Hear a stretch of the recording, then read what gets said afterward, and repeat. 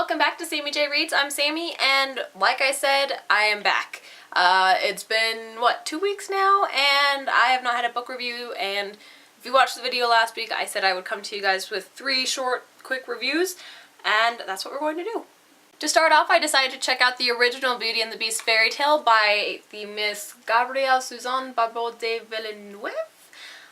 Terrible French accent to there, and probably still butchering the name.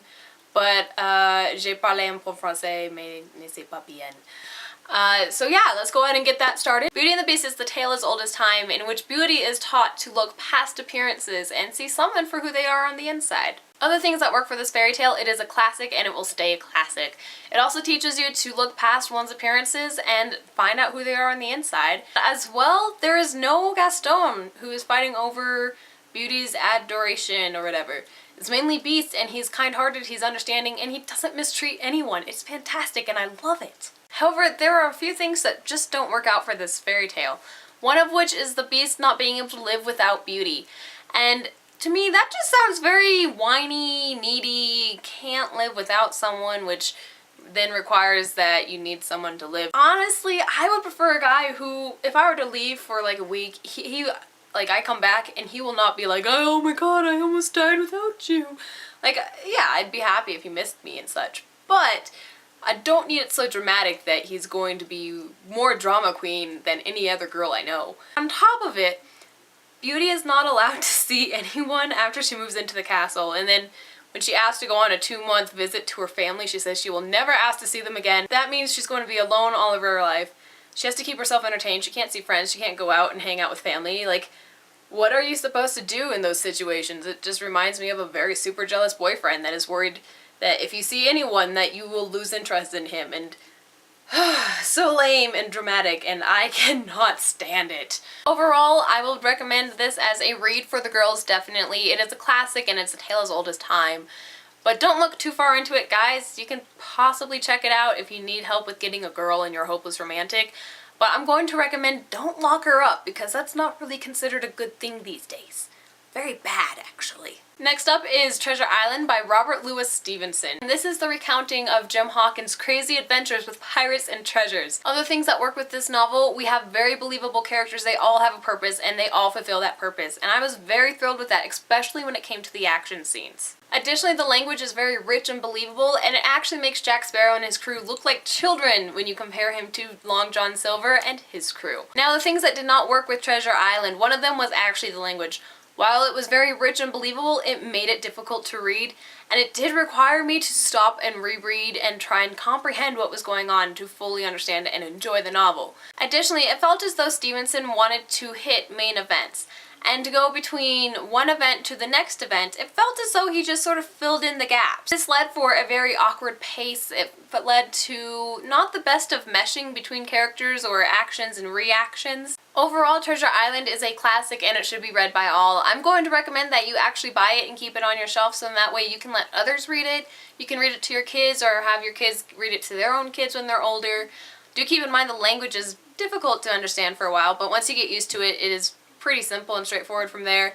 I am probably going to go ahead and find a copy of this book to buy and keep on my shelf, because I currently have it as a Kindle version, because this is my new toy, and can't really leave it alone now.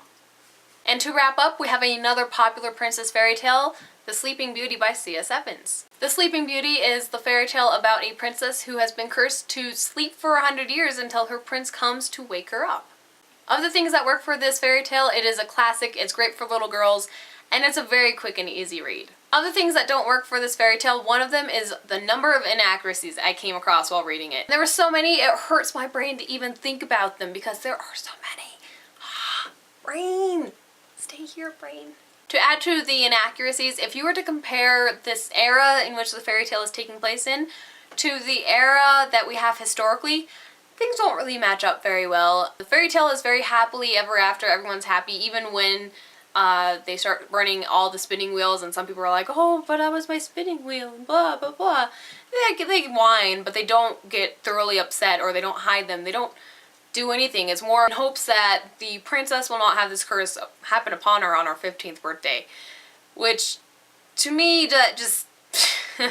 I don't know, if that was my spinning wheel, I would have been pissed. In addition to the historical inaccuracies on that one, the princess herself is taught math and sciences along with liberal arts, which, last I checked with women of her stature during that era, I think they mainly learned liberal arts subjects.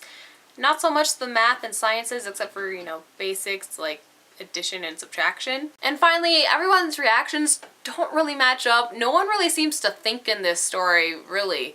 And so when Briar Rose pricks her finger and everyone in the castle and the area around the castle fall asleep for 100 years, when they all wake up, nobody questions the fact that they have been asleep for 100 years. If I was a princess and the prince was telling me everything, I'd be like, what? Because she was out of the loop with this entire curse. She was never told about the spinning wheels, about pricking her finger, about basically the fact that they destroyed every single spinning wheel because of her. I would have rather preferred to know about the curse, and then I would have, like, done my best to avoid the spinning wheels. I mean, that's a lot easier, actually.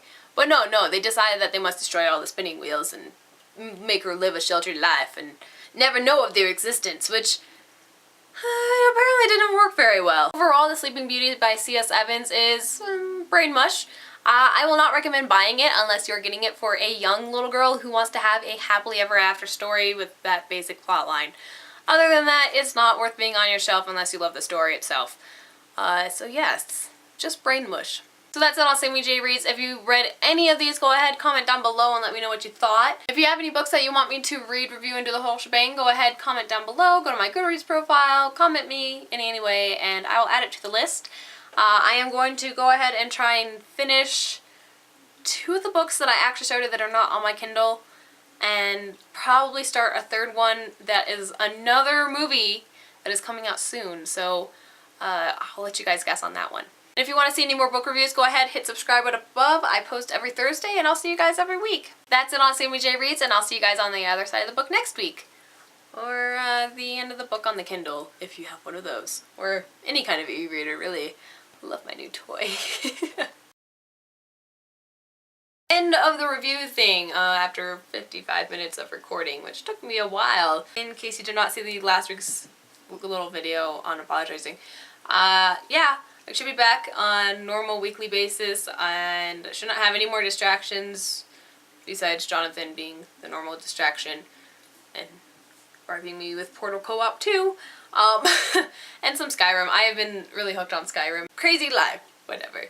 But I hope you guys all had a wonderful holiday time and holiday season. Holiday time, that sounds funny. But I hope you all have a wonderful holiday season. I sort of look short when I do that because I'm slouching. But yeah, got a new fish. Just got him today. His name is Apollo. He is a green mustard moontail. He's a little 3-month-old guy. Came in from Thailand. And he's a pretty little guy. Look at him. Bye.